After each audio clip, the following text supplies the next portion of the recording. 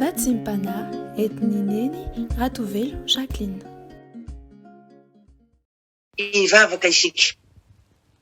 Ry Andriamanitra tomponay sy mpanjakanay io, ndretondray izay olom-boa vonjinao rehetra tompo, tonga miankohaka mpanajana sy ampanetretena tanteraka, manoroka ny tongomasinao mba hiarahabanao, idera sy ankalaza ary anome voninahitra ambony indrindra ho anao satria ianao le rainy mandrakizay, andriny fiadanana, ianao le manana ny fanapahany eo antsoroko ao tompo, ary ny fahefana feno dia eo ampelantananao ka iza no atohitranao.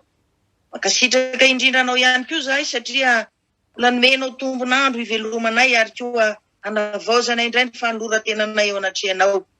Tafianao hery tanjaka fahasalamana izahay, mba hahafahanay koa miombom-bavaka miaraka aminao eto ankehitriny ary andrenesanay koa ny teninao mba hitondra aina vaovao anay, fahasalamana ho an'ny nofonay ary tanjaka ho an'ny fanahinay.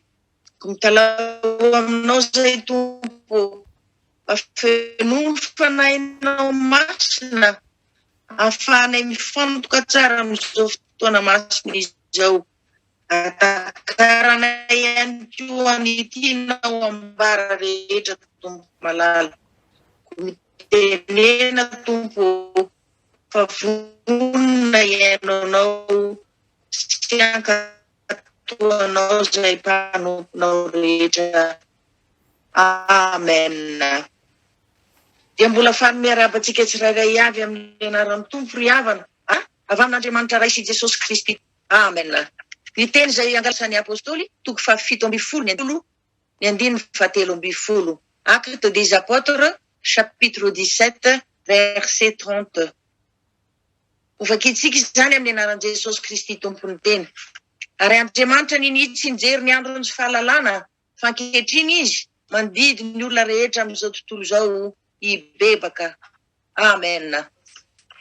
Izany andiny soratra masina izany indray ry havana no andeha angalantsika fampaherezana amin'ity maraina vaovao ity.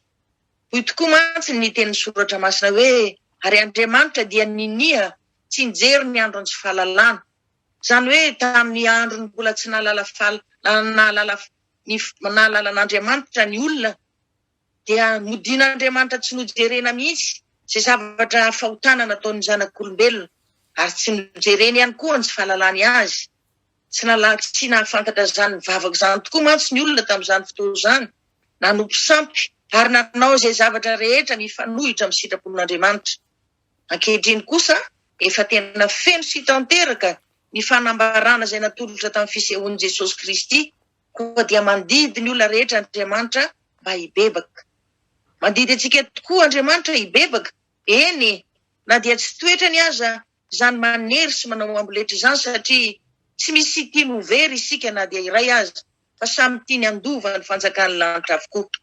Koa manomboka izao ry havana, efa mahafantatra tsara ny sitrapon'Andriamanitra isika, mahafantatra tsara ihany koa momba an'i Jesosy Kristy, dia aleo manolotra ny fiainantsika eo aminy, ary koa mibebaka isan'andro, satria tsy misy lalana tsara tsy azo antoka indrindra azahoana mandray ny fanomezana sarobidy dia ny famonjena avy amin'Andriamanitra izany.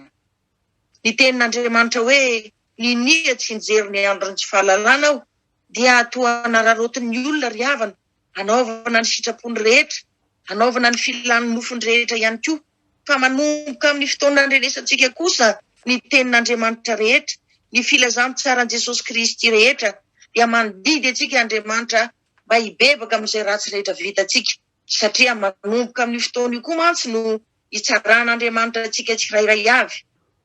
Tsarovy ry havana fa io filazantsara'Andriamanitra toriana amintsika isan'andro io, dia nomen'Andriamanitra io mba hahafantarantsika ny lala marina tokony ho alehantsika, mba tsy hadiso lalana antsika dia tsy ho very isika. Kanefa na izany aza ny fanirian'Andriamanitra, dia omeny safidy malalaka isika, na ho resy lahatra na tsy ho resy lahatra anaraka ny filazantsara'Andriamanitra. Izany hoe tena velany mihitsy isika isafidy malalaka na fiainana na fahafatesana. Araka ny tenin'Andriamanitra amin'ny Deutéronomie toko 7:7 manao hoe, indro efa nataoko anoloanareo androany ny fiainana sy ny soa ary ny fahafatesana sy ny loza, koa mifidianana ny fiainana mba ho velona ianao sy ny ankonanao.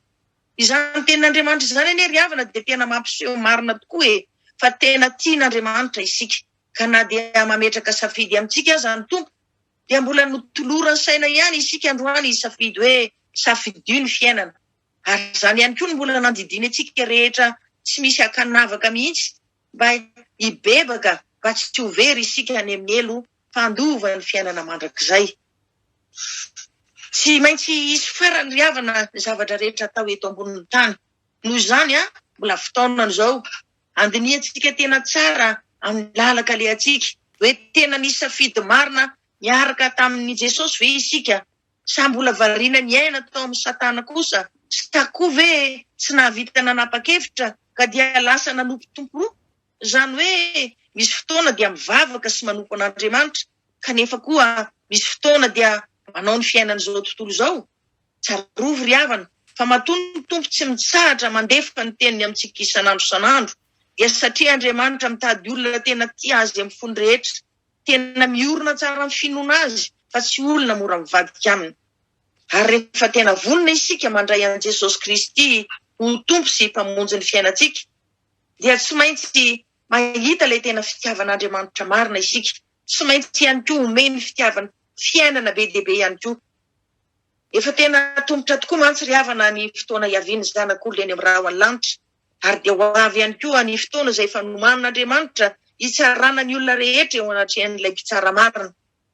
Koa dia mbola tsy tara aleo tokoa mandiny tena tsara araka ny tenin'Andriamanitra ao amin'ny Jeremia toko 9:9 manao hoe mijanona eo an-dalana ianareo ka izahao ary antanio izay lala masaka hatry ny ela dia izay lalana makany amin'ny tsara ka ino no izory dia hita fitsaharana ho an'ny fiainanareo ianareo.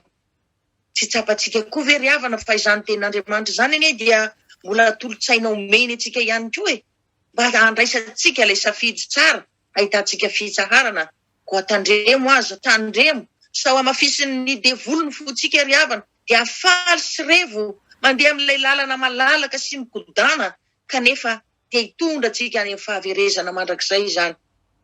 Jodasy anie ry havana fantatritsika tsara.